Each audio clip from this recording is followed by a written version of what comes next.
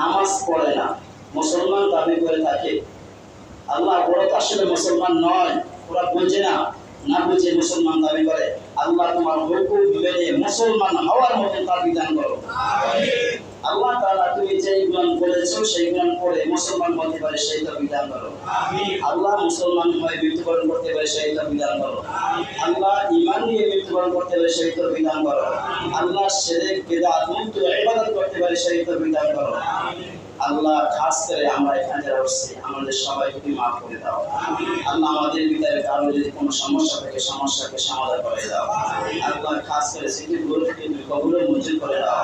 আল্লাহ খাস করে সিটি গ্রুপের যত ওয়ার্কার আছে সবাইকে তুমি কবুল মঞ্জুর করে দাও।